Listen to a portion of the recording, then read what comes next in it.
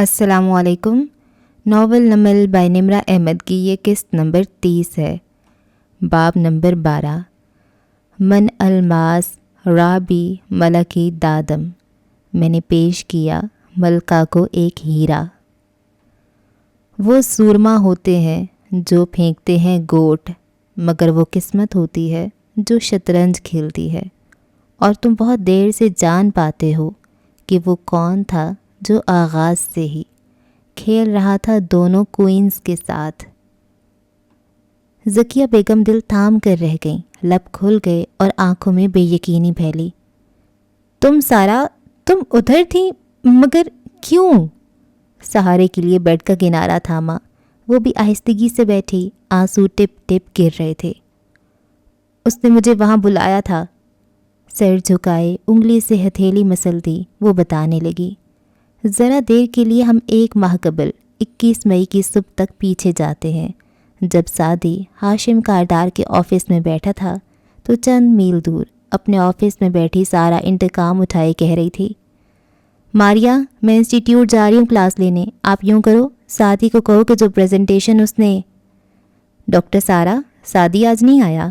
دوسری طرف سے اس کو عجلت میں ٹوکا گیا تو سارا ذرا دیر کو رکی۔ نہیں آیا؟ ابرو بھنچے، آنکھوں میں غصہ در آیا، موبائل اٹھا کر کال ملائی۔ ہاشم کے آفس کے باہر حلیمہ بیٹھی کام کر رہی تھی، جب ٹوکری میں رکھا سعدی کا موبائل بجنے لگا۔ اس نے نگاہ اٹھا کر دیکھا، بلاک نمبر کالنگ، اور واپس کام کرنے لگی۔ سارا نے فون رکھا تو چہرے پہ شدید ناراضی تھی۔ کلاس لینے کے بعد وہ باہر نکلی تو دوبارہ سے اس کو کال ملائی۔ اب کہ اس نے اٹھا لیا۔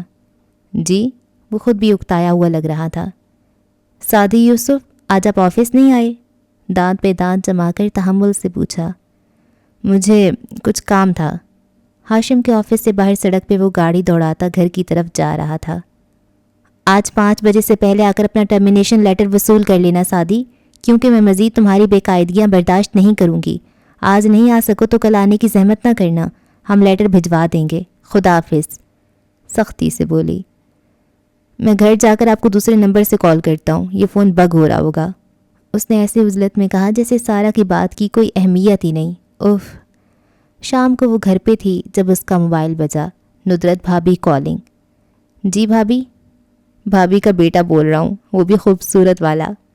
وہ صبح کی نسبت حشاش بشاش لگ رہا تھا۔ سارا کے چہرے پہ خفگی در آئی۔ ٹرمینیشن لیٹر پوسٹ کر دیں گے ہم، آپ کو آفس آنے کی ضرورت نہیں ہے۔ میں نے اپنی باس کو نہیں، سارا خالہ کو فون کیا ہے، ضروری بات کرنی ہے، اس کے بعد بے شک مجھے نوکری سے نکال دیجیے گا۔ وہ سنجیدہ ہوا تو سارا کے چہرے کی خفگی کم ہوئی۔ اگر وہ پروجیکٹ ڈائریکٹر تھی، پروسیس ڈیزائن میں پی ایچ ڈی تھی، تو وہ بھی سعدی تھا۔ بولو۔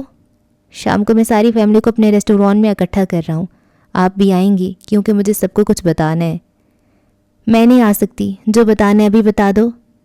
آپ کے شوہر کے قاتل سے ملا میں آج، اس سے اعتراف بھی کروا لیا، ثبوت بھی ہے میرے پاس۔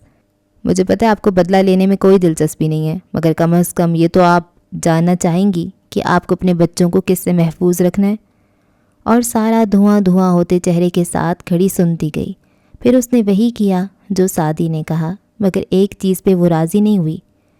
میں کسی فیملی ڈنر کا حصہ نہیں بنوں گی۔ اوکے، آپ ہمارے گھر کے قریب جو پارک ہے وہاں آئیں، ہم بیٹھ کر بات کرتے ہیں۔ اگر میں آپ کو راضی نہ کر سکا تو ٹھیک ہے، آپ وہیں سے گھر چلی جائیے گا اور میں ریسٹورانٹ۔ وہ اتنے پہ راضی ہو گئی، صرف اتنے پہ۔ مغرب ڈھل چکی اور اندھیرا پھیل گیا تھا جب اس نے پارک میں بینچ پہ بیٹھے کلائی کی گھڑی دیکھی اور پھر سعدی کو کال کرنے کے لیے فون نکالا، مگر اس کی تاکید یاد آ گئی۔ اس کا فون ممکنہ طور پہ بگ ہو رہا ہوگا، گو کہ ایسا نہیں تھا، مگر وہ احتیاط کر رہا تھا، سو اس نے صرف پیغام بھیجا، کدھر ہو؟ جواب ذرا دیر سے موصول ہوا۔ اسٹریٹ نمبر 14 میں رائٹ لائن میں جو زیر تعمیر گھر ہیں ان میں سبز گیٹ والے گھر کے اندر جائیں، میں آ رہا ہوں۔ ریسٹورانٹ نہیں آ سکتی تو اتنا تو کرنا پڑے گا۔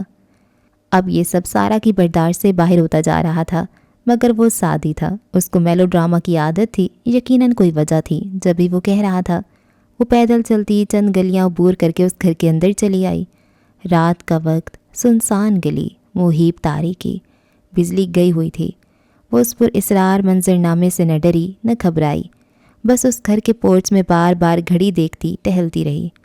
وہ عمر اور تجربے کے اس حصے میں تھی جہاں انسان جنات اور بھوت پریت سے نہیں ڈرتا، صرف انسانوں سے ڈرتا ہے۔ گیٹ پہ آہٹ ہوئی تو وہ مڑی، جھنجھلا کر کہنے لگی، سعدی اتنا ڈرامہ کرنے کی، مگر وہ شش منہ پہ انگلی رکھتا تیزی سے قریب آیا۔ سارا رک گئی، وہ بار بار گردن موڑ کر پیچھے دیکھتا تھا۔ آپ یوں کریں ریسٹورانٹ جائیں، سعدی میں نے بتایا میں ادھر نہیں جاؤں گی، تمہیں مجھے کچھ بتانا ہے نا تو بتاؤ ورنہ میں جا رہی ہوں۔ شش آہستہ، اس نے پھر گردن موڑی، پھر ذرا خفگی سے اسے دیکھا۔ میرے پیچھے کوئی لگا ہوا ہے، میرا خیال ہے اس کے پاس گن ہے۔ سارا کا منہ کھلا، نہیں وہ مجھے کچھ نہیں کہے گا، وہ میرا دوست ہے مگر آپ کو نقصان پہنچا سکتا ہے، آپ یوں کریں ریسٹورانٹ جائیں۔ اور یہ، اس نے چابیوں کا گچھا نکالا۔ علیشا کی کی چین سے اس نے 6 انچ کا ایک سلور پین بھی نتھی کر رکھا تھا اور اسے سارا کے ہاتھ میں تھمایا۔ یہ جا کر زمر کو دیجیے گا، میرے پاس اس کی کوئی کاپی نہیں ہے، پلیز اسے مت کھولیے گا، بس زمر کو دے دیں اور کہنا سعدی آ رہا ہے، پھر بے شک گھر چلی جائیے گا، میں بعد میں وضاحت کر دوں گا۔ سعدی یہ کیا ہو رہا ہے تم؟ وہ پریشان ہونے لگی۔ ڈاکٹر سارا میں جو کہہ رہا ہوں وہ کریں، جائیں جلدی۔ سارا نے اس بات میں سر ہلایا اور جانے کے لیے مڑی، ساتھ ہی پاؤچ کھول کر اندر کی چین رکھا۔ تبھی پاؤچ میں رکھا موبائل زور سے چیخا، کوئی کال آ رہی تھی۔ اندھیر سناٹے میں آواز گونجی۔ باہر گلی میں شیرو کو لگا کہ سعدی اپنا فون سائلنٹ کرنا بھول گیا ہے، مگر وہ سارا کا فون تھا۔ اوہ ڈیم! سعدی نے تیزی سے اس کا فون چپٹا اور اسے سائلنٹ کیا اور ذرا فکر مندی سے گیٹ کی طرف دیکھا۔ وہ ادھر ہی آ جائے گا، اوپر سیڑھیوں سے جائیں، ساتھ والے گھر کی چھت پھلانگ لیں اور سنیں، وہ مجھے کچھ نہیں کہے گا، بس جو ہو جائے آپ نے سامنے نہیں آنا، چاہے جو بھی ہو جائے، اب جائیں۔ کندھے سے تقریباً اس نے سارا کو دھکیل دیا۔ اس وقت بھی صرف سارا کی فکر تھی۔ شیرو نے دیکھ لیا تو سمجھے گا کہ وہ سارا کو سب بتا چکا ہے اور پھر سارا کو وہ نقصان پہنچائیں گے۔ سارا کے مختل حواس بالآخر کام کرنے لگے۔ وہ تیزی سے سیڑھیوں تک آئی، سینڈل اتار کر ہاتھ میں پکڑی اور زینے پھلانگ گئی۔ مڑ کر دیکھا تو سعدی اسی کی طرف دیکھ رہا تھا اور تبھی گیٹ کھلنے کی آواز آئی۔ سارا اوپر آ گئی۔ اوپری چھت خالی تھی، سریے، ستون، آدھی دیواریں۔ وہ اندھیرے میں آنکھیں پھاڑ پھاڑ کر دیکھتی، سہج سہج کر قدم رکھتی ذرا آگے آئی۔ تبھی اس نے وہ آواز سنی۔ نیچے سعدی سے کوئی بات کر رہا تھا، وہ اسے پہچانتی تھی۔ فارس کی آواز؟ نہیں، نوشیرواں؟ اس کی آواز فارس سے ملتی تھی۔ سارا واپس مڑی اور سیڑھیوں کے دہانے تک آئی، ذرا سی گردن نکال کر جھانکا۔ وہ نوشیرواں تھا اور وہ سعدی پہ پستول تانے ہوئے تھا۔ ایک لمحے کے لیے نظروں کے سامنے اس کی نظروں میں وارث کے پنکھے سے لٹکتی لاش گھوم گئی۔ وہ دم سادے سن سی کھڑی رہی۔ اس نے چند الفاظ سنے، وارث کو انہی لوگوں نے مارا ہے، وارث کو ہاشم نے مارا ہے۔ اس کی نگاہیں نوشیرواں کے پستول تانے ہاتھ پہ تھیں اور ذہن سن سا تھا، مگر نہیں، اس سے ان الفاظ کی فی الحال کوئی سمجھ نہ تھی، بس اسے سعدی کی فکر تھی۔ اندھے کو بھی نظر آ رہا تھا کہ وہ گولی چلا دے گا اور سعدی اس کو ٹھنڈا کرنے کی کوشش کر رہا تھا۔ وہ کیا کرے؟ اس نے ادھر ادھر نگاہ دوڑائی، کوئی پتھر جسے وہ شیرو کے سر پہ مار سکے، مگر اس نے دیکھا اس کے ہاتھ لرز رہے تھے۔ نہیں، وہ عورت تھی، کمزور تھی، وہ اکیلی کچھ نہیں کر سکتی تھی، پھر کس کو بلائے؟ فارس؟ نہیں، پولیس؟ ہاں، پولیس۔ سائرن سنتے ہی وہ بھاگ جائے گا۔ ڈاکٹر سارا غازی نے اگلا فیصلہ لمحوں میں کیا تھا اور لمحوں میں ہی وہ ننگے پیر جلدی ساتھ والے گھر کی چھت تک آئی۔ دونوں چھتیں ملی ہوئی تھیں، مگر وہ ایسی جگہ نہ تھی کہ وہ پھلانگ سکے۔ اس نے کونے میں نوشیروان سے حتی الامکان دور کھڑے ہو کر موبائل پہ پولیس کو کال کی۔ اس کا نمبر پرائیویٹ تھا، کال ٹریس نہ کی جا سکتی تھی۔ مدم سرگوشی میں جلدی ان کو سمجھایا کہ اس ایڈریس پہ ایک شخص فائرنگ کر رہا ہے اور وہ جلدی پہنچیں۔ انہوں نے ایڈریس کنفرم کیا اور اسے تسلی دی کہ ایک موبائل اس علاقے میں گشت کر رہی ہے، وہ جلد پہنچ جائیں گے۔ آپ کون ہیں اور کدھر سے بول رہی ہیں؟ میں ہمسائے سے بول رہی ہوں۔ اوکے، آپ اس شخص سے دور رہیں، کہیں چھپ جائیں، پولیس کے آنے تک باہر نہ نکلیے گا۔ اس نے پوری بات سنے بغیر فون کاٹا اور بلی کی چال چلتی واپس آئی، سیڑھیوں کے دہانے پہ رکی۔ سامنے کا منظر دیکھ کر اس کی آنکھیں جو پریشانی اور فکر مندی سے سکڑی تھیں، شوق اور وحشت سے پھیلتی گئیں۔ سعدی گرا پڑا تھا اور وہ کرہ رہا تھا۔ اندھیرے میں خون کا رنگ دکھائی نہ دیتا تھا، مگر اس کی سفید شرٹ درمیان سے سیاہ ہوتی جا رہی تھی۔ سارا نے چیخ روکنے کو منہ پہ ہاتھ رکھا، اس کا دل زور زور سے دھڑک رہا تھا۔ پھر اس کی آنکھوں کے سامنے نوشروان نے اسے 2 گولیاں مزید ماریں۔ گولی کی آواز سنائی نہ دیتی تھی، ایک کلک ہوتا تھا اور زمین پہ گرا لڑکا گراتا تھا۔ پھر وہ اسے بوٹ سے ٹھوکریں مارنے لگا۔ وہ اسے مارتا جا رہا تھا اور اوپر سیڑھیوں کے دہانے پہ ملک کی پہلی PhD in process design NESCOM کی زمین سے فضا اور فضا سے فضا میں مار کر دینے والا میزائل بنانے والی سائنسدان اور تھرکول کی پروجیکٹ ڈائریکٹر ڈاکٹر سارا غازی کپکپا رہی تھی۔ اس کا دل لرز رہا تھا اور رنگ خوف سے سفید پڑ رہا تھا۔ اس نے کتنی دفعہ کمزور ہاتھوں سے پتھر اٹھایا، مگر اس میں اتنی ہمت نہ تھی کہ وہ اسے کھینچ کر دے مارے۔ ہر ٹھوکر کے بعد وہ جیسے جانے کو مڑتا، پھر رک کر سعدی کو مارتا۔ وہ بس لمحے گن رہی تھی، ادھر وہ نکلے اور ادھر سارا سعدی کو فوراً اٹھا کر ہسپتال لے جائے۔ بالآخر وہ جانے کے لیے مڑا، مگر جاتے جاتے اس نے پوری قوت سے سعدی کے منہ پہ بوٹ مارا تھا۔ سارا کی آنکھوں میں ایک دم بہت سا پانی اترا۔ اس نے پتھر اٹھایا اور اسے ہوا میں بلند کرتے ہوئے لبوں سے ہلکی سی سسکاری نکلی۔ وہ کتنی مشکل سے چیخیں، آنسو، بد دعا سب کو رو کے بیٹھی تھی، یہ وہی جانتی تھی۔ اور یہ کرا نوشروان تک بھی پہنچی تھی جب وہ ایک دم گھوما۔ سارا فوراً دیوار کی اوٹ میں ہو گئی۔ اے کون ہے ادھر؟ وہ احتیاط سے قدم بڑھا رہا تھا۔ سارا گہرے گہرے سانس لیتی دیوار سے کمر ٹکائے کھڑی رہی۔ پھر اسے گولیوں کی کلک اور ان کی سیڑھیوں اور دیواروں سے ٹکرانے کی آواز سنائی دی۔ گولیوں کے بارے میں خبریں سننا اور ان کو فلموں اور ویڈیو گیمز میں دیکھنا اور بات ہوتی ہے، مگر ان کو خود پہ برستے دیکھنا یہ زندگی کے تکلیف دہ تجربات میں سے ایک ہے۔ سارا نے آنکھیں بند کر لیں، اس کا سارا وجود کانپ رہا تھا۔ پھر خاموشی چھا گئی۔ اس نے چند لمحے انتظار کیا، پھر اوٹ سے نکلی۔ نوشروان جاتے جاتے اسی پل واپس مڑا اور اندھیرے میں سارا کا ہیبلا سا فوراً اوٹ میں ہو گیا۔ اسے لگ رہا تھا وہ ابھی آئے گا اور اسے بھی گولیوں سے بھون دے گا، مگر ایسا نہیں ہوا۔ وہ گیٹ عبور کر کے باہر نکل گیا۔ وہ دوڑ کر نیچے آئی۔ سعدی زمین پہ گرا رہا تھا، اس کی آنکھیں بند تھیں۔ سعدی، اس نے اسے جھنجھوڑا، اس کا چہرہ تھپ تھپایا۔ سعدی نے غنودہ سی آنکھیں کھولیں۔ اسے دیکھ کر ان میں کوئی احساس نہ جاگا، بس وہی غنودہ صدمہ تھی، بے یقین سی کیفیت۔ میں نے پولیس کو کال کر دی تھی، وہ آتے ہی ہوں گے، تم بالکل ٹھیک ہو جاؤ گے۔ وہ اس کے زخم پہ ہاتھ رکھتی کہہ رہی تھی۔ خون بہے جا رہا تھا، سارا کا لباس لہو لہان ہو رہا تھا۔ دور پس منظر میں مدھم سا سائرن سنائی دے رہا تھا۔ سعدی کی نیم جان آنکھیں اس کی آنکھوں پہ جا ٹھہریں۔ اس نے لب کھولے۔ ڈاکٹر سارا، کوئی ریلیشن شپ ٹائٹل استعمال کیے بغیر اس نے سرگوشی میں حلق سے بمشکل الفاظ باہر نکالے۔ Run for. اس کے لبوں سے خون بہنے لگا تھا، مگر سارا کا پورا وجود سن ہو گیا۔ اسے معلوم تھا وہ کیا کہنا چاہ رہا ہے۔ رن فار یور لائف، اپنی زندگی کے لیے بھاگو۔ ساتھ ہی آنکھوں سے اشارہ کیا جانے کا، نکل بھاگنے کا۔ یہ وہ سعدی نہیں تھا جس نے کچھ دیر پہلے بہت اعتماد سے کہا تھا کہ وہ میرا دوست ہے، مجھے کچھ نہیں کہے گا۔ یہ وہ سعدی تھا جس کے یقین کے چہرے پہ ابھی وہ بوٹ مار کر گیا تھا۔ سائرن اب قریب ہوتے سنائی دے رہے تھے، بجلی آ گئی تھی، گلی روشن ہو گئی تھی۔ سارا ایک دم اٹھی اور باہر کو بھاگی۔ گیٹ پورا کھول دیا۔ پھولے سانس، تیز دھڑکن اور بے جان ہوتے وجود کے ساتھ وہ تیز تیز دوڑ رہی تھی۔ نگاہوں میں ایک ہی شے تھی، وارث کی پنکھے سے جھولتی لاش۔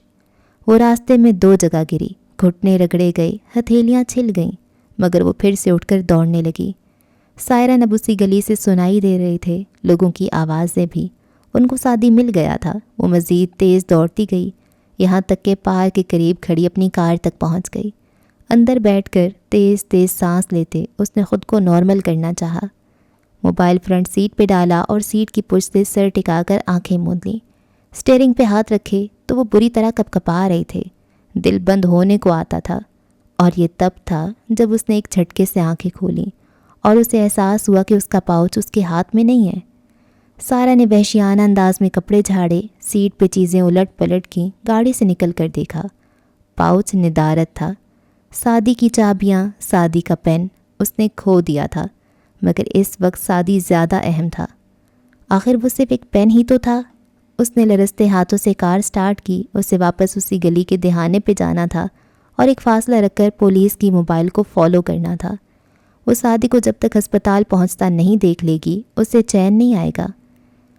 پھر میں نے ان کا تعاقب کیا۔ جب وہ اسے ہسپتال لے گئے تو میں واپس آ گئی۔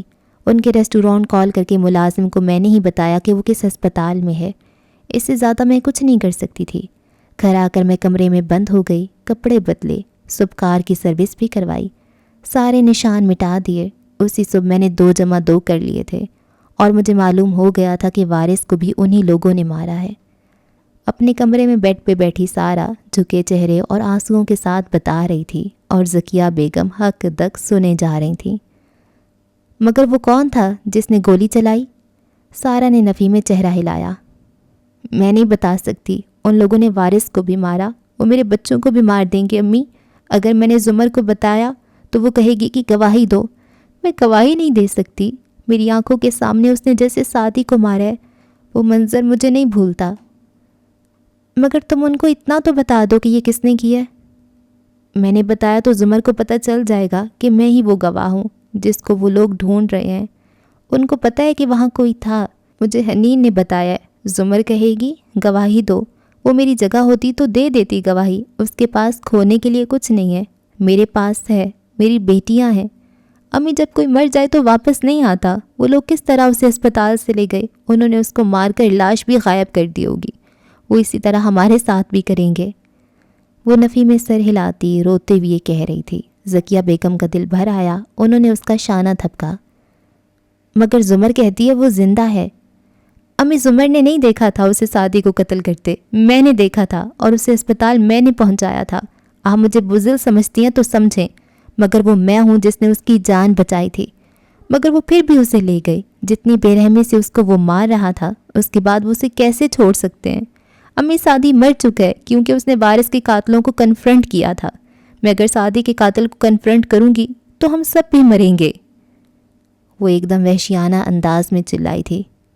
مجھے اپنی پرواہ نہیں ہے، مگر میری بیٹیاں ہیں 2، اور یہ لوگ جو سوشل میڈیا پہ سعدی کے نام سے تحریک چلا رہے ہیں، امی ان میں سے کسی کو عدالت آنا پڑے تو کوئی بھی نہیں آئے گا، ہر کوئی زمر نہیں ہوتا۔ اور وہ جو چیزیں سعدی نے تمہیں دی تھیں وہ نہیں ملی؟ نہیں، میں بعد میں دوبارہ اس علاقے میں گئی تھی، ہر وہ جگہ دیکھی جہاں سے گزری تھی، مگر میرا پاؤچ نہیں تھا، اس میں میری ایک رنگ تھی، پیسے تھے اور سعدی کی چابیاں بھی۔ مگر سعدی کی گمشدگی کے کوئی 4 دن بعد میں اس زیر تعمیر مکان میں گئی، وہاں اوپر چھت پہ جہاں میں نے چھپ کر پولیس کو فون کیا تھا، وہاں بجری کا ڈھیر رکھا تھا۔ میں نے بجری ہٹائی تو ایک کونے میں جہاں اس رات سیمنٹ کچی تھی اب پک کر سخت ہو چکی تھی، اس میں میرے پاؤچ کے 2 موتی اٹکے تھے۔ ذکیہ بیگم کی آنکھوں میں اچنبھا ابھرا۔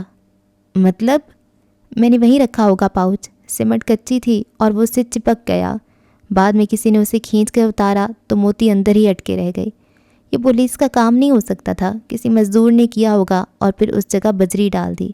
پاؤچ میں میرے پیسے تھے، ہیرے کی انگوٹھی تھی اور وہ کی چین تھا۔ پھر میں اس گھر کے ٹھیکیدار سے ملی، اسے بتایا کہ میں ایک وکیل ہوں اور ادھر میرا پرس گرا تھا۔ اس نے کہا کہ 10,000 دوں تو پرس واپس لا دے گا، میں نے دے دیے۔ پھر ذکیہ بیگم دھیان سے سن رہی تھی۔ 3 دن بعد میں دوبارہ گئی تو اس نے کہا کہ کسی مزدور نے اٹھایا تھا پرس اور اس نے وہ مجھے واپس کر دیا، اندر پیسے اور انگوٹھی ویسی ہی رکھی تھی، مگر سعدی کا کی چین نہیں تھا۔ مگر وہ کہاں گیا؟ مجھے نہیں پتا، مگر کیا فرق پڑتا ہے امی، جب سعدی نہیں رہا تو کیا فائدہ کسی دوسری چیز کا؟ وہ گھٹنوں میں سر دیے کتنی دیر روتی رہی، پھر بالآخر اس نے چہرہ اٹھایا، آنسو پونچھے۔ کچھ دن میں چلوں گی ان سے ملنے، مگر ابھی نہیں، مجھے سنبھلنے میں کچھ وقت لگے گا۔ مگر ذکیہ بیگم جانتی تھیں کہ چونکہ اس نے اپنے دل کا بوجھ ہلکا کر دیا تو اب وہ جلد سنبھل جائے گی۔ وہ افسوس سے اسے دیکھے گئیں، نہ وہ بہادر تھی نہ بزدل، وہ ایک ماں تھی۔ میرے ہونے کی خود کوئی توجیہ کر، مجھ کو لگنے لگا ہے کہ بے سود ہوں۔ رات انیکسی پہ گہری ہو رہی تھی، رمضان کے باعث بتیاں روشن تھیں۔ بڑے ابا لاؤنج میں ویل چیئر پہ بیٹھے تھے اور صداقت ان کے پیر کے ناخن کاٹ رہا تھا۔ تبھی دروازہ کھلا تو ابا نے گردن موڑ کر دیکھا، زمر اندر داخل ہو رہی تھی، فارس پیچھے تھا۔ دونوں کے چہروں پہ ایک ہم آہنگ سا اطمینان بکھرا تھا۔ نیاز بے کو گرفتار ہوئے 2 گھنٹے ہی تو ہوئے تھے۔ میں اپنے پرائیویٹ نمبر سے لوکل چینلز کو کال کرنے جا رہا ہوں، صبح تک شزا ملک کیس کے ملزم کے پکڑے جانے کی خبر عام ہوگی۔ ASP को इतनी शोहरत और हाइप मिलेगी कि फिर वो नियाज बेग को बाहर नहीं आने देगा। ओके, सुमर ने सर हिला दिया और बड़े अब्बा ने सिर्फ दूर से देखा कि वो दोनों सरगोशी में बात कर रहे थे। कोई इत्मीनान सा था जो उनकी रगो पे में उतरता गया। सदाकत फ़ौरन से उठा, इस्त्री के स्टैंड से फ़ारिस की शर्ट उठा लाया। फ़ारिस भाई, ये जल गई। शर्ट सामने की, शर्मिंदगी से सर भी झुकाया। जुमर ने चौंक कर शर्ट को देखा, उसकी तेवरी चढ़ी, फिर ज़रा थमी, फ़ौरन से फ़ारिस को देखा। ये भी सदाकत को डांटे तो सही, मैं इसको वो ब्लैक वाली प्रेस कर दो फिर। फ़ारिस ने बस एक नज़र उस शर्ट को देखा और सीढ़ियों की तरफ बढ़ गया। जुमर के लब ज़रा खुल गए। कतरे ताज्जुब से उसने फ़ारिस को जाते देखा। इसने कुछ भी नहीं कहा। सदाकत ने बहुत तसल्ली आमेज़ अंदाज में हाथ झाड़े। पिछले हफ्ते भी एक जलाई थी, तब भी कुछ नहीं कहा था। जुमर खौल कर उसकी तरफ मुड़ी। अगले 10 मिनट तक सदाकत ने सर झुकाकर उसकी सलवातें सुनी, जिनमें मुसलसल सदाकत आपका ध्यान कहाँ होता है, आप ये और आप वो की तकरार थी। और ऊपर चढ़ते फ़ारिस ने सर झटका था। मुलाजिम आप है और शौहर तुम है, ये औरत कभी नहीं सीधी होगी। चंद मिनट बाद जुमर के कमरे की बत्ती बुझी थी और वो बेड पे लेटी थी। फ़ारिस कमरे में नहीं था। खुली आंखों से छत को देखते उसके सामने एक मंजर फिल्म की तरह चल रहा था। 4 साल पहले ऑफिस में बैठी जुमर और सामने बैठे बसीरत साहब। वो उससे पूछ रहे थे, फ़ारिस गाजी की गाड़ी से पुलिस ने वो रस्सी रिकवर की है जिसके ज़रिए वारिस गाजी का गला घोंटा गया था। जी, फ़ारिस आया था मेरे पास, उसने कहा कि उसे सेटअप किया गया है। वो फ़ाइल पे लिखते हुए कह रही थी। जुमर साहिबा, ये फ़ारिस कैसा आदमी है? मतलब कि एक एवरेज मुजरिम तो ऐसे सबूत कार में छोड़ सकता है। हम रोज़ ऐसे 20 केसेस देखते हैं, मगर एक क्रिमिनली स्मार्ट आदमी ऐसा नहीं कर सकता। जुमर पेन लबों पे रखे कुछ देर सोचे गई। सच बताऊं तो मैं उसको नहीं जानती। कुछ महीने मेरे पास पड़ा है वो, फिर बस कभी सरेराह मुलाकात हो गई तो हो गई। कम गो है। हाँ, अगर बोले तो नपी तुली बात करता है, समझदार लगता है मुझे। ज़रा गुस्से का तेज़ है, मगर क्रिमिनली स्मार्ट है या नहीं, ऐसी बातें तो किसी के साथ रहकर ही पता चल सकती हैं, इसलिए मैं कुछ कह नहीं सकती। वैसे कि एजेंसी में अच्छी पोस्ट पे है, ऐसे ही तो नहीं गया होगा ना? मैडम, एजेंसीज़ में तो हर तरह के लोग होते हैं। फिज़िकली फ़िटनेस भी मैटर करती है, शख्सियत भी मैटर करती है। सब बेहतरीन और स्मार्ट नहीं होते। ये जुमर और ज़रताशा को गोली लगने से पहले की गुफ्तगू थी जो आज रात वैसी उसकी समातों में गूंजने लगी। मैं 1 महीने से उसके साथ रह रही हूँ। शादी को खोए 1 महीना हो गया और ये। उसने गर्दन मोड़कर टेरिस की तरफ देखा जहाँ वो बैठा था। इसने मुझे मायूस नहीं किया। कितनी एहतियात से हर शय की, एक एक चीज़ का ख्याल रखा। तो फिर ये अपने भाई को मारकर सबूत गाड़ी में क्यों छोड़ेगा? पहले तो तुम उसको नहीं जानती थी, मगर अब जानने लगी हो। तो क्या है जो तुम्हें खटकने लगा है जुमर? वो सोचे गई। फ़ारिस और जुमर के कमरे और नुदरत और हनीन के कमरे का टेरिस मुश्तरका था। वहाँ एक कैन का सोफ़ा बिछा था। फ़ारिस उस पर बैठा था और पाँव लंबे करके रेलिंग पे रखे थे। सामने हाशिम के कमरे की बालकनी पे निगाहें जमाए वो कुछ सोचे जा रहा था। आप इधर क्यों बैठे हैं? हना साथ आकर बैठी तो वो चौंका, फिर टेक लगाए रखे, बस गर्दन मोड़ कर उसे देखा। वो मोबाइल हाथ में लिए, खुले बालों में हेयर बैंड लगाए साथ आ बैठी थी। यूं ही फुप्पो ने कमरे से निकाल दिया? हना ने आंखें उस पर जमाए संजीदगी से पूछा। फ़ारिस ने उफ़ कह के चेहरा वापस सामने कर लिया। ये हाँ वाला उफ़ था या मेरी ज़ातियात में मुदाखलत ना करो वाला उफ़ था? ऐसा कुछ नहीं है, वो सो रही है, मुझे नींद नहीं आ रही थी। मुझे भी नहीं आ रही। उसने एक मायूस निगाह सेल फ़ोन पे डाली। हाशिम को कितनी देर हुई टेक्स्ट किया था, मगर कोई जवाब नहीं। सामने उसके कमरे की बत्ती भी बुझी थी, घर नहीं था शायद। और घुटने मिलाए टेक लगाए पीछे होकर बैठी रही। सादी इस वक्त क्या कर रहा होगा हनीन? वो दूर आसमान को देख रहा था, चेहरे से थका थका लगता था। हना की आंखों में उदासी आ गई। उसने अपना सर फ़ारिस के कंधे पे रख लिया। मैं ये नहीं सोचना चाहती, मेरा दिल घुटता है। वो कहीं किसी जगह महबूस होंगे और उनके मुजरिम आज़ाद घूम रहे हैं। फ़ारिस ने गर्दन दाईं बाईं हिलाई। अब उनमें से कोई भी आज़ाद नहीं घूमेगा जब तक मैं ज़िंदा हूँ। नहीं, मुझे नहीं आता अब किसी बात पे यकीन। उसने बाजू हना के कंधों के गिर्द हमायल करके उसके बाल थपके और निगाहें दूर आसमान पे जमाए कहने लगा, हना, क्या हम लोग तुम्हारे कुछ नहीं हैं? क्या शादी के जाने से तुम हमसे भी अलग थलग रहा करोगी? वो शर्मिंदा हो गई। ऐसी बात नहीं है, پھر تم زمر سے ایسے بات کیوں کرتی ہو؟ آئی ریئلی ہیٹ ہر، خفقی سے کثر کو دیکھتی وہ کہہ رہی تھی۔ تم اس سے نفرت نہیں کرتی، تم اس سے ناراض ہو۔ حنین ناراضی سے منہ میں کچھ بڑبڑائی۔ تم سارا وقت کمرے میں کیوں بند رہتی ہو، ہمارے ساتھ کیوں نہیں آتی؟ وہ نرمی سے پوچھ رہا تھا۔ میں ایک ناکام انسان ہوں، میرے اندر بہت سارا شر ہے، میں جب بھی کسی چیز میں ہاتھ ڈالوں گی اسے بگاڑ دوں گی۔ مگر تم وہ تو کر سکتی ہو جو زمر نے تمہیں کہا ہے، یہ ایک انتقام اور انصاف کا واحد طریقہ ہے۔ میں ان کی حکم کی غلام نہیں ہوں آپ کی طرح۔ اس نے خفگی سے فارس کے کندھے سے سر ہٹایا اور آگے ہو کر بیٹھی۔ بھائی کہتا تھا انتقام کے لیے چونٹیاں بن کر کام کرنا پڑتا ہے، ایک فیملی بن کر۔ ایسے نہیں ماموں کہ وہ جب چاہیں مجھے آرڈر دے کر چلی جائیں، میری فیلنگز کا خیال رکھے بغیر۔ وہ کون ہوتی ہے مجھے آرڈر کرنے والی؟ وہ چند لمحے خاموشی سے اسے دیکھتا رہا۔ تمہارے بھائی نے تمہیں یہ نہیں بتایا کہ چیونٹیوں کی ایک ملکہ بھی ہوتی ہے؟ ایک ثانیے کو ساری فضا ساکن ہو گئی۔ حنین بالکل ٹھہر گئی۔ وہ گردن تلے اب بازوؤں کا تکیہ بنائے نیم دراز پرسکون سو سے دیکھ رہا تھا۔ ایک پل کو حنا کا دل نرم موم ہونے لگا، مگر پھر اس نے گردن کڑائی۔ سامنے ہاشم کے کمرے کی بتی جلی تھی۔ وہ میری ملکہ نہیں ہو سکتی، کبھی بھی نہیں، آپ مانیں ان کا حکم۔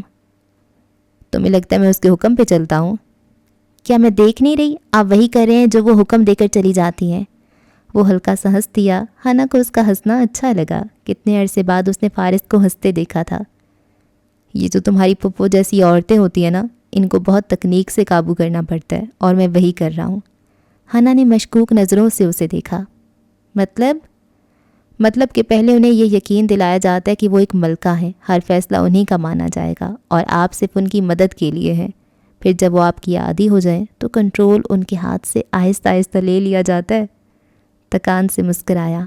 حنا کے اندر کی ددحالی محبت جاگنے لگی اور وہ خفگی سے ان کو سخت سنانے لگی تھی، مگر تبھی موبائل وائبریٹ ہوا۔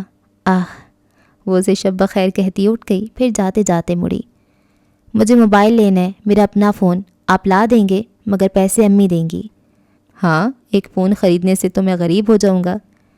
نہیں پلیز، صبح امی آپ کو پیسے دے دیں گی، آپ لے لینا، ورنہ وہ ناراض ہوں گی۔ اپنی امی سے کہو اتنا۔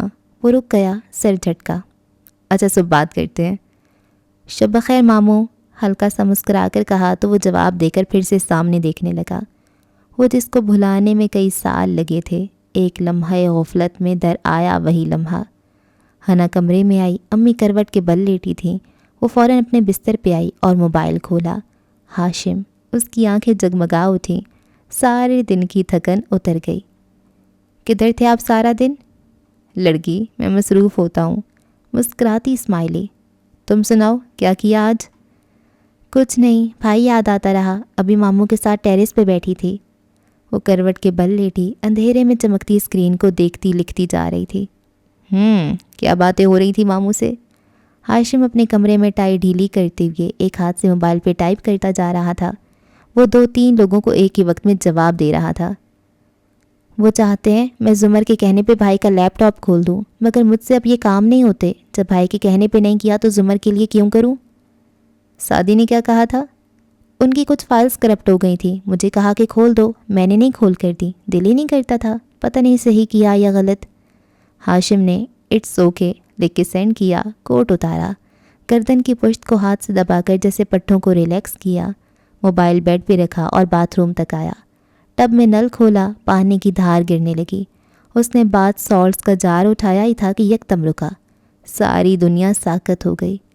پانی، جار، سب چھوڑ کر وہ تیزی سے واپس آیا اور فون اٹھایا۔ کون سی فائلز کرپٹ ہو گئی تھیں؟ حنا کے اگلے 4-5 پیغام پڑھے بغیر ٹیکسٹ کیا۔ اس کا دل زور زور سے دھڑک رہا تھا۔ بھائی کی کوئی آفس فائلز تھیں، وہ جو USB میں تھی۔ اس نے روشنی میں تیر چلایا۔ سامنے کی بات تھی۔ جی، آپ کو کیسے پتا؟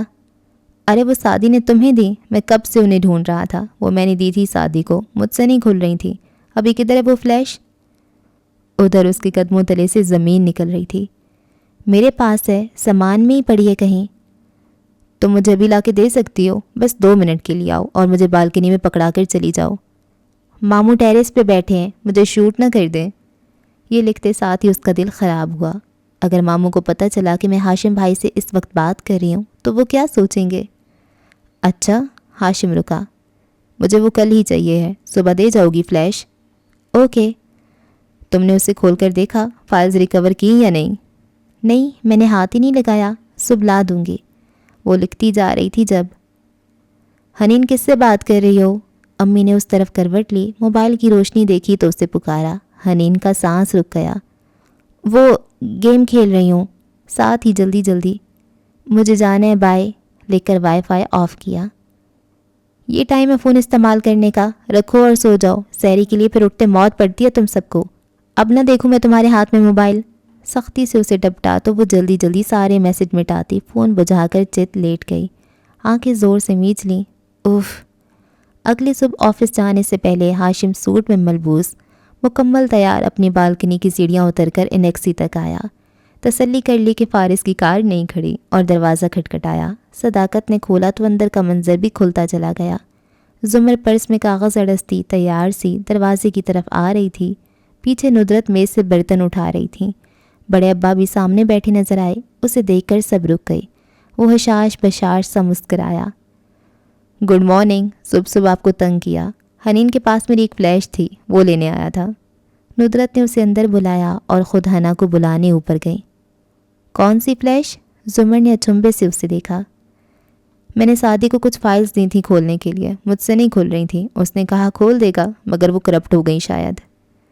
تبھی حنین اوپر سے آتی دکھائی دی، نیند والا چہرہ جس پہ 2 چھینٹے مارے تھے، آنکھوں سے اسے دیکھ کر نرماہٹ آ گئی۔ ہاشم بھائی؟ حنین بچے، میری فائلز دی تھی سعدی نے تمہیں؟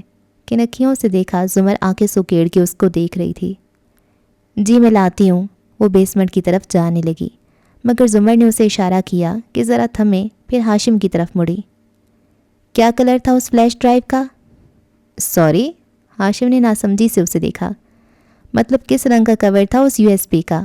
حنا کیسے ڈھونڈے گی اتنی ساری فلیش ڈرائیوز میں اگر اسے کلر ہی نہ پتہ ہو تو؟ بڑے رسان سے بتایا۔ ہاشم کا دل چاہا زمر کی گردن مروڑ دے، مگر اس کے کچھ کہنے سے پہلے ہی حنا بول اٹھی۔ وہ بلیک کلر کی ہے پپو، مجھے پتہ ہے وہ کون سی ہے، میں بھی لاتی ہوں۔ ساتھ ہی خفگی سے زمر کو دیکھا جو ایک دم کلس کر رہ گئی تھی۔ وہ حنین کو روکنا چاہتی تھی، مگر حنین اگلے ہی منٹ ایک سیاہ USB لے آئی اور اسے ہاشم کی طرف بڑھایا۔ یہ لیں۔ ہاشم مسکرا کر شکریہ کہتا زمر پہ جتاتی نظر ڈال کر باہر نکل گیا۔ اپنے کمرے میں واپس آ کر اس نے جلدی سے اسے لیپ ٹاپ میں لگایا۔ اندر ایک ہی فولڈر تھا اور وہ لاکڈ تھا۔ لمبی لمبی اصطلاحات، نمبرز، اس کو کھولنے کی ضرورت نہ تھی۔ اس نے USB نکالی اور نیچے کچن میں آیا، کیبنٹ سے سل کا پتھر نکالا اور اسے زور زور سے فلیش پہ مارا، یہاں تک کہ وہ بالکل پچک کر رہ گئی۔ پھر اس نے اسے کوڑا دان میں پھینکا اور ہاتھ دھو کر واپس اوپر چلا آیا۔ بالآخر ہر ثبوت مٹ گیا تھا۔ اب آج سے ایک نئے دن کا آغاز ہوگا۔ معصوم لڑکی، اسے اس لڑکی سے ہمدردی ہوئی۔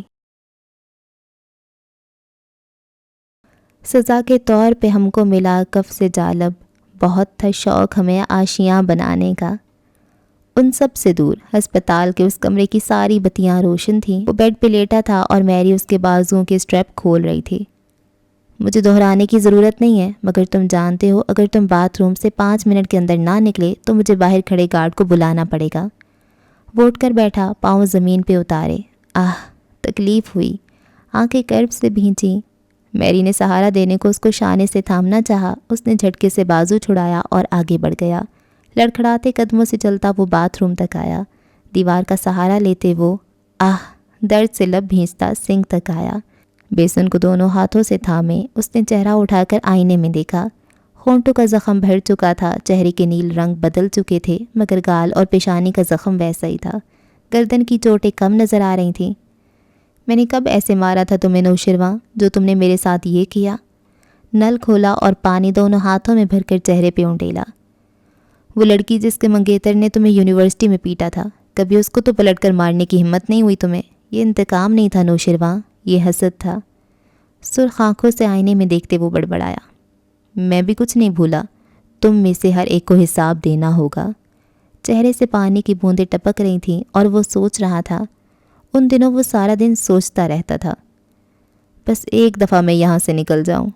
ایک نظر اپنی زخمی ٹانگ پہ ڈالی، دوسری پیٹ پہ جہاں شرٹ کے اندر پٹی بندھی تھی۔ یہ دونوں زخم ہر روز بہتر ہو رہے تھے، صرف یہ کندھے والا بار بار خراب ہو جاتا۔ میں کہاں ہوں؟ اپنے گھر سے کتنا دور؟ اس کا دماغ بھٹکنے لگا۔ یکدم وہ چونکا، گردن گھمائی۔ کمرے میں تو کوئی کھڑکی نہ تھی، مگر شاور کے اوپر ایک ننھا سا روشن دان تھا، 1 فٹ اونچا، 2 فٹ چوڑا۔ پیچھے شیشہ تھا اور آگے سلاخیں۔ شیشے کے اوپر سیاہ پینٹ کر کے باہر کے منظر کو بلاک آؤٹ کر دیا گیا تھا۔ ویسے بھی اس روشن دان سے آدمی کیا بازو بھی نہ گزر سکتا، اس لیے روز اس کو دیکھ کر وہ مایوس ہو جاتا تھا۔ مگر آج بہتر ہوتی صحت نے ذہنی حالت بھی بہتر کر دی تھی۔ سعدی نے ادھر ادھر نظر دوڑائی، صابن، شیمپو، ٹیشو پیپر، اس کے علاوہ وہاں کچھ نہ تھا۔ مگر اس نے زندگی سے یہ سیکھا تھا کہ کچھ نہ ہو تب بھی کچھ نہ کچھ تو ضرور ہوتا ہے۔ وہ تولیے کے سٹینڈ تک آیا، تولیہ اتارا اور سٹیل کا راڈ باہر کو کھینچا۔ ذرا سا زور اور راڈ ہاتھ میں آ گیا۔ اب وہ شاور تک آیا، گردن اٹھا کر اونچائی جانچی۔ اتنی اونچی نہیں تھی چھت۔ سلیپر سے پیر نکالے اور ایک ہاتھ سے شاور کی نلی پکڑے اس نے نچلے نل پہ پیر رکھا۔ زخم گویا ادھڑنے لگے۔ درد سے دانت سختی سے جمائے، کرا روکی، اوپر چڑھا، دوسرا پیر گرم پانی کے نل پہ رکھا اور ہاتھ لمبا کیا۔ راڈ روشن دان کی سلاخوں کو چھونے لگا۔ سلاخوں کے پیچھے شیشے کا پٹ بند تھا اور اس کے کنڈے میں تالا سا لگا تھا۔ تالا نہیں توڑ سکتا تھا وہ، مگر پوری قوت سے اس نے راڈ کا سرا شیشے میں مارا۔ 1 2 3 دروازہ زور زور سے دھڑدھڑایا جانے لگا۔ میری کی غصے سے بھری آواز، پھر گارڈز کی دھاڑ۔ وہ کچھ سنے سوچے بغیر بار بار راڈ شیشے پہ مار رہا تھا۔ کندھے کا زخم ادھڑنے لگا تھا، درد بڑھ گیا۔ وہ مزید ضربیں لگاتا گیا۔ قوت پوری نہ لگا سکنے کے باعث ضرب زور کی نہ لگتی اور شیشہ بے اثر رہتا۔ کندھے سے خون رسنے لگا اور تبھی شیشے میں چھناکا ہوا، درمیان سے سوراخ۔ سعدی نے راڈ پھینکا، ایک ہاتھ دیوار پہ رکھے، دوسرے سے کانچ کے ٹکڑے نکالے، ذرا سا روزن بنا۔ دروازے کا لاک ٹوٹا، 2 آدمی اندر داخل ہوئے۔ وہ غصے میں اسے گالیاں دے رہے تھے۔ سعدی نے ایک نظر باہر چلچلاتی دھوپ کے منظر پہ ڈالی۔ وہ عمارت کے غالباً سب سے اوپر کی منزل پہ تھا، اس لیے یہاں سے گویا پورا شہر نظر آتا تھا۔ مگر اس کا دل ڈوبنے لگا، آنکھوں میں وحشت اور حیرت اتر آئی۔ نیچے ایک گارڈ نے وہی راڈ اس کی ران کے زخم پہ مارا۔ اس کے منہ سے دبی دبی سی چیخ نکلی۔ وہ گرنے لگا، تبھی دوسرے نے کھینچ کر اسے نیچے اتارا۔ ہاتھ میں کانچ لگنے سے خون بہہ رہا تھا اور کندھے سے خون ہنوز رس رہا تھا۔ وہ لہیم شہیم سے گارڈز اسے گھسیٹتے ہوئے واپس لائے اور بیڈ پہ پٹخا۔ پھر سے اس کے بازو باندھنے لگے اور اس دوران وہ بستر پہ گرا، درد سے گراتے ہوئے اونچا اونچا پوچھ رہا تھا، میں کہاں ہوں؟ یہ کون سا شہر ہے؟ کوئی مجھے کچھ بتاتا کیوں نہیں ہے؟ کرب کی شدت سے اس نے آنکھیں بند کر لیں۔ میری نے ان گارڈز کو ڈاکٹر کو لانے بھیج دیا اور خود اس کے سرہانے آ کھڑی ہوئی۔ میں نے کہا تھا تمہیں کہ دیر مت لگانا، سختی سے وہ بولی تھی۔ سعدی نے گیلی آنکھیں کھول کر اسے دیکھا۔ یہ کون سا شہر ہے؟ یہ میرا شہر نہیں ہے، مجھے پتہ ہے۔ یہ پوچھو کہ یہ کون سا ملک ہے؟ اور اس کے الفاظ پہ سعدی ذوالفقار یوسف خان کا پورا وجود سن ہو گیا۔ یک ٹک وہ میری کو دیکھے گیا۔ بھاگنے کی کوشش بیکار ہے سعدی، کیونکہ یہ انڈیا ہے اور یہاں تم بغیر پاسپورٹ کے لائے گئے ہو۔ جس دن تم اس قید سے نکلو گے تم ایک پاکستانی جاسوس کی طرح انڈیا کی گلیوں میں یوں ہی چھپتے پھرو گے اور وہ جلد یا بدیر تمہیں ڈھونڈ کر، خیر مجھے بتانے کی ضرورت نہیں ہے کہ بھارت میں ایک غیر قانونی طور پہ آئی ہوئی پاکستانی، وہ بھی جو نیز قوم کا سائنسدان ہو، اس کے ساتھ کیا ہو سکتا ہے؟ اس لیے دوبارہ یہ کوشش مت کرنا، یہ قید بھارتیوں کی قید سے بہتر ہے۔ درستی سے کہتی وہ واپس کاؤچ پہ جا بیٹھی اور سعدی بالکل سن سا رہ گیا۔ تم سے پہلے وہ جو ایک شخص یہاں تخت نشین تھا، اس کو بھی اپنے خدا ہونے پر اتنا ہی یقین تھا۔ ہاشم کے آفس کے اندر ماحول میں وہی تناؤ تھا جو دسادی یوسف کے ذکر پہ چھا جاتا تھا۔ ہاشم کی کرسی خالی تھی، کوٹ اس پہ اٹکا تھا اور خود وہ آستین موڑے ادھر ادھر ٹہل رہا تھا۔ میز کے سامنے کرسی پہ شیرو بیٹھا ہاتھوں میں ڈیکور بال گھما رہا تھا۔ خاور قریب میں ہاتھ باندھے کھڑا کہہ رہا تھا، زیادہ بڑا مسئلہ نہیں ہے، نیاز بیگ نے اے ایس پی کی کزن کے ساتھ زیادتی کی ہے، اے ایس پی اس کو چھوڑنے پہ راضی نہیں اور وہ اسے بلیک میل کر رہا ہے کہ وہ سعدی کے خاندان کو ساری حقیقت بتا دے گا۔ ہاشم ٹہلتے ٹہلتے رکا، غصے سے خاور کو دیکھا۔ سارے شہر میں ایک یہی کرائے کا آدمی ملا تھا تمہیں جو اے ایس پی کا دشمن نکلے؟ اسے اے ایس پی نے پیش کیا تھا سر، اس رات وقت کم تھا، اسے نہیں معلوم تھا کہ وہ اس کی کزن کا مجرم نکلے گا، اب معاملہ اس کے خاندان کا ہے۔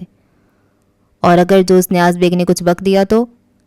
وہ ہمیں جانتا ہے نہ ASP کو ہمارا پتہ ہے. میں درمیان والے فرد کو کہہ رہا ہوں کہ ASP سے کہے. نیاز بیگ پہ ہلکا ہاتھ رکھے. مگر سر ہائی پروفائل کیس ہے. وہ لڑکی سعدی یوسف جیسے خاندان کی نہیں تھی. اس کا خاندان بارسوخ ہے. مگر بالفرض وہ کچھ بول بھی دیتا ہے تو بھی ہمارا ذکر نہیں آئے گا. رکو. وہ چونکا. اس میں فارس یا زمر کا ہاتھ تو نہیں ہے؟ ان کا کیا تعلق ہو سکتا ہے؟ خاور کو تعجب ہوا. یہ کوئی الزام نہیں ہے. نیاز بیگ ہسپتال جا کر اس لڑکی کا کام تمام کرنا چاہتا تھا. پولیس نے اسے رنگے ہاتھوں پکڑا ہے اور یہ کیس شادی والے واقعے سے بھی پہلے کا ہے. اگر اس میں ان دونوں کا ہاتھ ہے تو وہ 1 مہینے سے کیا کر رہے ہیں؟ میں نہیں مان سکتا کہ وہ ہاتھ پہ ہاتھ دھرے بیٹھے ہیں. ہاشم نفی میں سر ہلا رہا تھا. سر میں ان پہ نظر رکھے ہوئی ہوں. وہ اس کے لیے بھاگ دوڑ کر رہے ہیں مگر وہ سعدی کو ڈھونڈ رہے ہیں, اس کے حملہ آوروں کو نہیں. وہ روز مختلف ہاسپٹلز, مردہ خانوں, سعدی کے جاننے والے دوستوں اور ہر اس جگہ جاتے ہیں جہاں سے اس کا کوئی سراغ مل سکے. وہ واقعی فارغ نہیں بیٹھے مگر وہ ہم تک نہیں پہنچ سکتے. خاور جو کہہ رہا تھا وہ درست تھا. وہ ان پہ ہلکی پھلکی نظر رکھے ہوئے تھا مگر اس کو یہ نہیں معلوم تھا کہ بظاہر ان ساری رسومات کو پورا کرتے ہوئے وہ در حقیقت کیا کر رہے تھے. میرا دل نہیں مانتا. کیا ان کو کسی سے بدلہ نہیں لینا؟ یہ ان کا طریقہ نہیں ہے. سر ان کے خیال میں سعدی زندہ ہے. ان کا کہنا ایک دفعہ وہ مل جائے پھر ہم ہر ایک کو دیکھ لیں گے. نوشیروان نے بیزاری سے سر جھٹکا.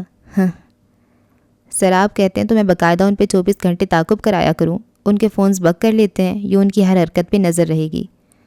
ابھی نہیں, ذرا ٹھہر کر دیکھو. ان کو شک نہیں ہونا چاہیے کہ سعدی کے واقعے میں کوئی ہائی پروفائل شخص ملوث ہے.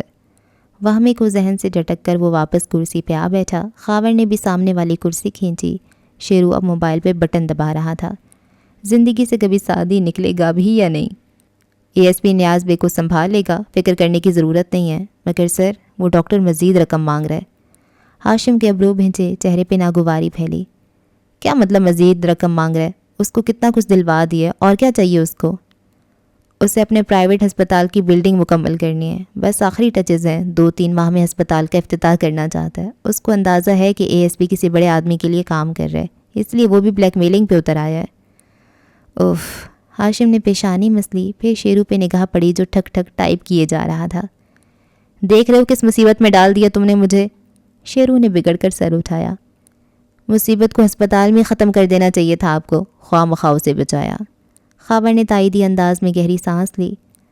نوشیروان صاحب ٹھیک کہہ رہے ہیں. ہاشم نے ہاتھ جھلایا.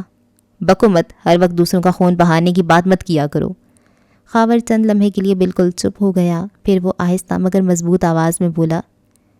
میرے 3 بیٹے تھے سر. جب ایجنسی والوں نے مجھ پہ الزام لگایا ان جرائم کا جو میں نے نہیں کیے تھے اور میں نے ان کو ماننے سے انکار کر دیا, تو اس بریگیڈیئر نے اپنے آدمی بھیجے اور میرے دونوں بیٹوں کو سرے بازار گولیوں سے بھون دیا. تب ایک 11 سال کا تھا اور دوسرا 9 سال کا. وہ میری ساری زندگی کی کمائی تھے مگر ان کو مارتے وقت کسی نے رحم نہیں کھایا. سو یو نو واٹ سر, وہ جب کسی دوسرے کی فیملی ٹوٹنے سے فرق نہیں پڑتا. سعدی یوسف کہتا ہے فارس قاضی بے گناہ تھا. میں بھی بے گناہ تھا سر. تب آپ نے اور آپ کے والد نے مجھے سپورٹ کیا اور مجھے اپنایا. میری آپ کے خاندان سے وفاداری غیر مشروط ہے, اس لیے میں ہمیشہ درست مشورہ دیتا رہوں گا. ہاشم ذرا ڈھیلا پڑا, پھر اس بات میں سر ہلایا. Thank you Khawar. شیرو بھی چہرہ اٹھا کر اسے دیکھنے لگا تھا جس کے تاثرات سخت تھے. بہرحال میں ایک پائی نہیں دے رہا اس ڈاکٹر کو. ASP سے کہو اپنی بندوں کو خود سنبھالے, ورنہ ہم سنبھالنے بھی آئے تو دوسری طریقے سے بات کریں گے. خاور نے اس بات میں سر ہلایا اور اٹھ گیا. ہاشم نے پیچھے کو ٹیک لگا لی اور تھوڑی مسلتی ہوئے کچھ سوچنے لگا. نوشیروان ہنوز ٹائپ کر رہا تھا. یکدم رکا. اس کی آنکھیں چمکی. اسکرین پہ اس کے کیا ہم مل سکتے ہیں کہ جواب میں شہرین کا پیغام بالآخر آ گیا تھا. ویکینڈ پہ ملتے ہیں. وہ مسکرا کر جواب ٹائپ کرنے لگا. عجیب خواہش ہے میرے دل میں, کبھی تو میری صدا کو سن کر نظر جھکائے تو خوف کھائے, نظر اٹھائے تو کچھ نہ پائے. رمضان کا دوسرا عشرہ چل رہا تھا. انیکسی کے برآمدے کے آگے سبزہ زار پہ شام پھیل رہی تھی. ادھر لان چیئرز رکھی تھیں اور صداقت افطار کے برتن لگا رہا تھا. دوپہر بارش کے باعث موسم خوشگوار تھا. عموماً افطاری سب اندر کرتے مگر آج مہمان تھے جن کے باعث یہاں گھاس پہ اہتمام تھا. سارا, ذکیہ بیگم, عمل اور نور. ان کے آنے سے پجمردہ سی انیکسی کھل سی اٹھی تھی. عمل, نور, حنا اور سیم برآمدے میں نظر آ رہے تھے جبکہ سبزہ زار پہ رکھی کرسیوں پہ ذکیہ بیگم ندرت سے باتیں کرتی دکھائی دے رہی تھیں اور زمر کے قریب بیٹھی سارا بالکل چپ تھی اس نے سرخ لون کا جوڑا پہن رکھا تھا اور سرخ دوپٹہ سر پہ تھا، آنکھیں ویران سی تھیں۔ دراصل میں تھر میں پھنس گئی تھی، کچھ کام بہت گڑبڑ ہو گئے تھے، مشینری وغیرہ کا مسئلہ تھا، جلدی آ نہیں سکتی تھی، پچھلے ہفتے واپس آئی ہوں۔ ذرا دیر بعد اس نے پھر سے زمر کو وضاحت دی۔ اٹس اوکے سارا، آپ فون کرتی رہتی تھیں، یہی بہت ہے۔ تبھی زمر نے دیکھا کہ ہاشم چلا آ رہا ہے۔ سارا کی اس طرف پش تھی، اس نے نہیں دیکھا۔ وہ غالباً ابھی آفس سے لوٹا تھا، سارا کو دیکھتے ہی ادھر آ گیا۔ گڈ ایوننگ لیڈیز، مسکرا کر مخاطب کیا تو سارا ایک دم چونک کر مڑی۔ ہاشم پیچھے کھڑا تھا، ذکیہ بیگم فوراً اٹھیں، وہ ان سے اپنا تعارف کروا رہا تھا۔ سارا کی رنگت زرد پڑتی گئی، پیشانی کی رگیں ابھرنے لگیں۔ آئیں، ہاشم بیٹھے، ندرت نے اسے کرسی پیش کی۔ میں رکوں گا نہیں، ڈاکٹر سارا کو دیکھا تو چلایا، بہت عرصے سے آپ سے اور آپ کے بچوں سے ملاقات نہیں ہوئی، کیسی ہیں آپ؟ سارا بمشکل کھڑی ہو پائی، نظریں ہاشم کے چہرے پہ جا رکیں تو اندر کوئی جوار بھاٹا سا پکنے لگا۔ وائرس کی پنکھے سے جھولتی لاش، پورچ میں گرا سادی، سرخ پانی۔ میں ٹھیک ہوں۔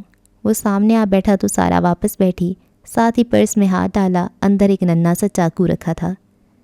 بچے کہاں ہیں آپ کے؟ اس نے ادھر ادھر دیکھا۔ زمر نے حنا کو آواز دی۔ سارا بے بسی سے زمر کو روکنا چاہتی تھی مگر الفاظ گلے میں اٹک گئے۔ حنین عمل اور نور کو لیے باہر نکلی تو ہاشم کو دیکھا، چہرہ کھل اٹھا۔ السلام علیکم، حنا نے مسکرا کر سلام کیا۔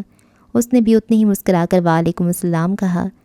نگاہیں ملیں تو ان میں کوئی راز چھپانے کی ایکسائٹمنٹ تھی۔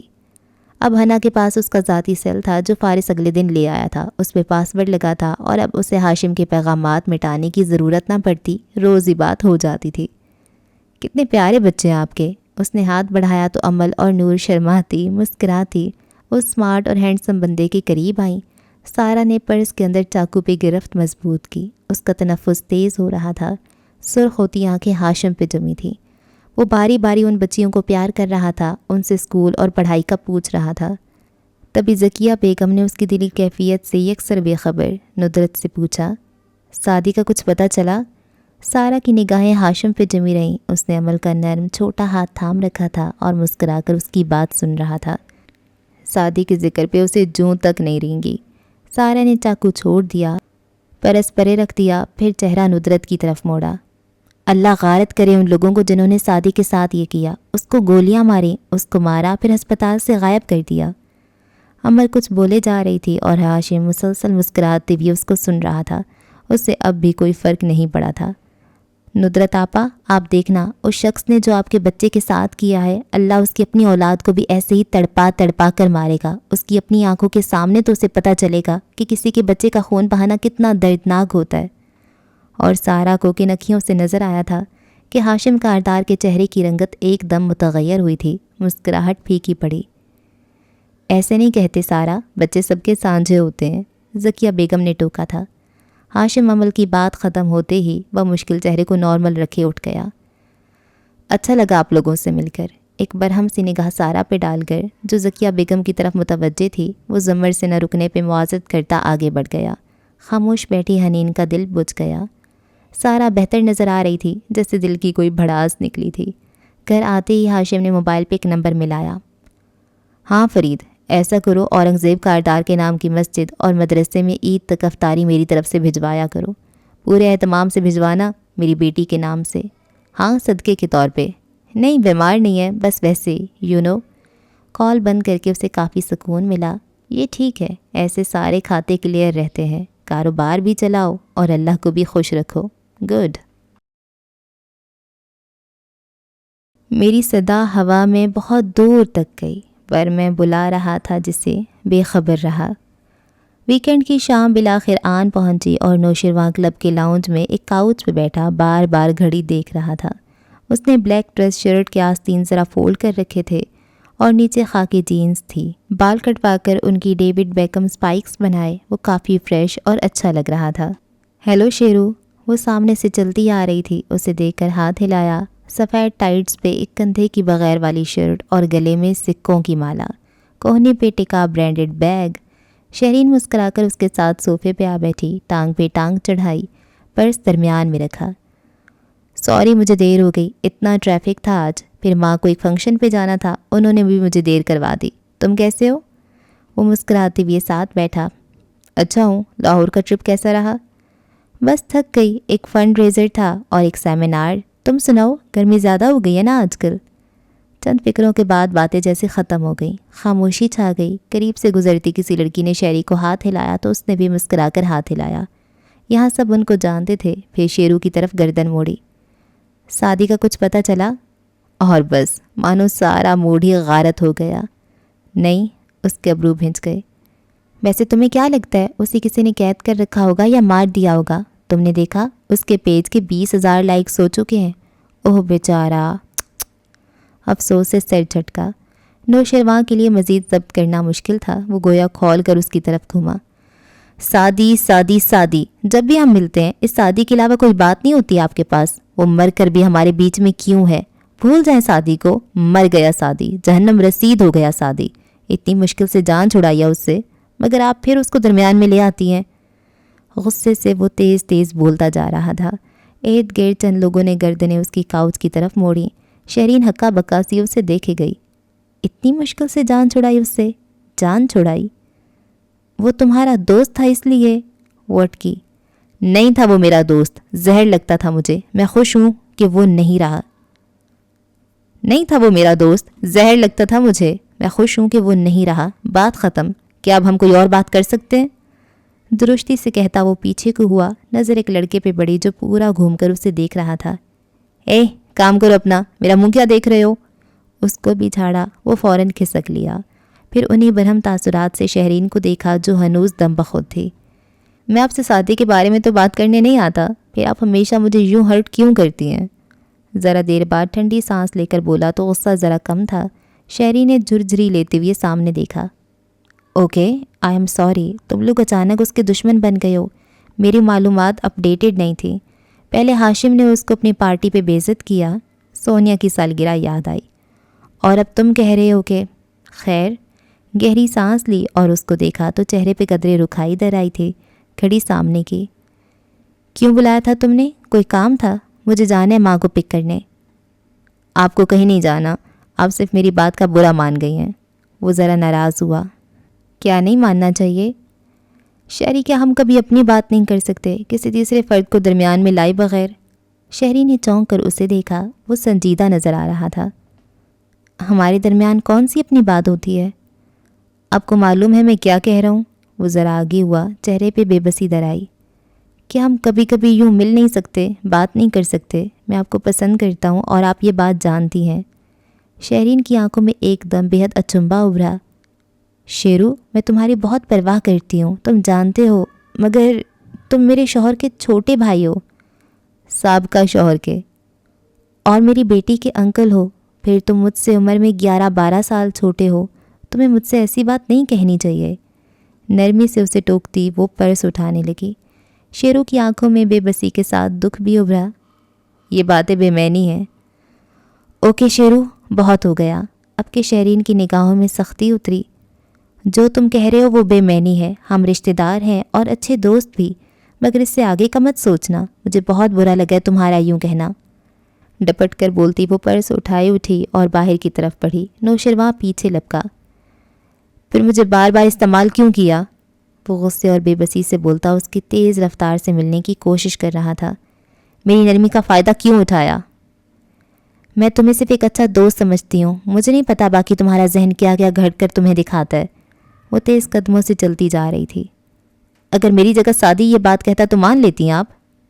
तुम दोनों ही मेरे लिए बच्चे हो और वो ऐसी बात कभी ना कहता। मेरा एहतराम करता था वो बाहर निकल गई। खुले लॉन में अब वो आगे जा रही थी।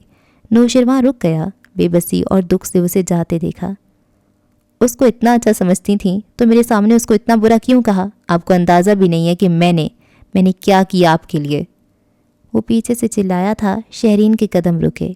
वो घूमी, हाथ का छज्जा माथे पे बनाकर धूप के बायस पुतलियाँ सुकेड़ कर उसे देखा। वो गुलाबी चेहरे के साथ आंखों में पानी लिए गुस्से और सदमे से उसे देख रहा था। Get a life Sheru. वो वापस पलटकर आगे बढ़ गई, उस शय को जहन से झटकती जो नौशरवां के अल्फाज और अंदाज उसे बता रहे थे। कुछ अजीब सा था उसके सुर्ख बबूका चेहरे पे उस वक्त। वो किसी एतराफ़ से चंद लम्हों की दूरी पे था। अच्छा जी, इस एपिसोड को यहाँ पे ख़त्म करते हैं और یہاں پر بھی جو نوشروا ہے، یار یہ کیا کر رہے ہیں نوشروا اور حنین، کیا کر رہے ہیں؟ اپنی عمر سے اتنے بڑے بڑے لوگوں میں انٹرسٹڈ ہیں، یہ حد ہو گئی ہے۔ اور کیا ہو رہا ہے، فارس اور زمر کا تھوڑا تھوڑا زمر کو سمجھ آ رہا ہے کہ یہ بندہ اتنا اسمارٹ ہے تو یہ رسی اور یہ چیزیں اپنی کار میں کیوں رکھے گا، تو زمر بھی تھوڑا تھوڑا پازیٹیو ہو رہی ہے فارس کو لے کر۔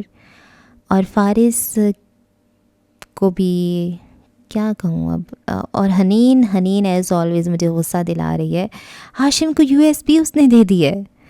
بھئی ٹھیک ہے تمہیں وہ پسند ہے لیکن صبر کر جاؤ، تمہاری پھپھو بھی کوئی اتنی چھوٹی بچی تو نہیں ہے، بے وقوف تو نہیں ہے، کچھ اس کی جو اسمارٹنس ہے اس پہ بھی دھیان دو، اگر وہ اس پہ شک کرتی ہے تو اسے کرنے دو، ذرا صبر تو کرو۔ پر نہیں، وہ بس اب دوسرے ہی چکروں میں پڑ گئی ہے، ماشاءاللہ سے ماموں نے موبائل بھی اپلا دیے، حد ہو گئی۔ اللہ اللہ، اور وہ ہاشم کتنا چلاک ہے، کتنا چلاک ہے، کیسے وہ یو ایس بی اس سے لے لیتا ہے باتوں باتوں میں، چلاک۔ اور وہ پین نہیں ہے یار، وہ پین کہاں گیا؟ وہ جو سارا کو پین ملا تھا، جو سعدی نے دیا تھا، وہ پین کہاں گیا؟ اس سے پاؤچ مل جاتا ہے لیکن پین نہیں ملتا۔ پین شاید اس بندے نے فضول سمجھ کے پھینک دیا ہوگا، وہ جو مزدور تھا، یا وہ سمٹ میں ہی کہیں چلا گیا ہوگا، شاید اب ہمیں کبھی وہ دوبارہ پین نہ ملے۔ اور وہ انڈیا میں شادی کو لے گئے ہیں۔ اللہ اللہ، کیسے جال مضبوط کیا ہوا ہے نا، پھنسایا ہوا ہے ہاشم نے۔ اور وہ اس کا خاور، وہ بھی اس سے بھی 2 قدم ہاتھ آگے ہے، دونوں مل کے پھر پلان بناتے ہیں۔ نوشروا سے مجھے امید ہے کہ وہ تھوڑا سا ان کو پھنسائے گا، شروع سے مجھے تو امید ہے نوشروا سے اور حنین سے، دونوں ہی نکمے۔ اور دیکھتے ہیں جی کیا ہوتا ہے آگے، دعاؤں میں رکھیں یاد۔ اللہ حافظ۔